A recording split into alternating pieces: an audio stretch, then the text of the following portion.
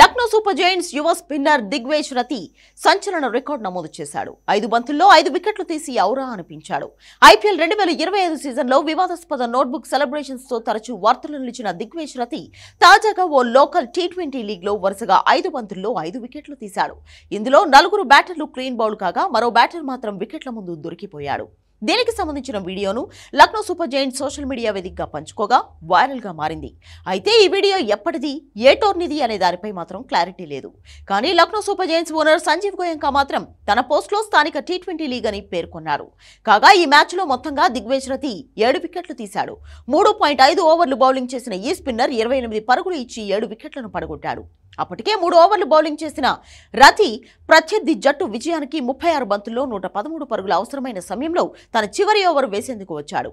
Mystery గూగ్లీలతో బ్యాటర్లను బెంబేలెత్తించాడు. ఇందులో ఏకంగా 4 బ్యాటర్లు clean bowled కావడం గమనార్హం. మరో బ్యాటర్ మాత్రం వికెట్ల ముందు దొరికిపోయాడు. ఇందుకు సంబంధించిన వీడియో ప్రస్తుతం నెట్టింట వైరల్ గా మారింది. ఐపీఎల్ 2025 ద్వారా దిగ్వేష్ రతి తొలిసారి ఈ మెగా లీగ్ లోకి ఎంట్రీ ఇచ్చాడు. తనకు అవకాశం ఇచ్చిన లక్నో సూపర్ జైంట్స్ నమ్మకాన్ని నిలబెడుతూ సత్తా చాటాడు. 13 మ్యాచ్లలో 14 వికెట్లు తీశాడు. నోట్బుక్ సెలబ్రేషన్స్ తో 2 సార్లు జరిమానా, 1 మ్యాచ్ నిషేధం కూడా ఎదుర్కొన్నాడు.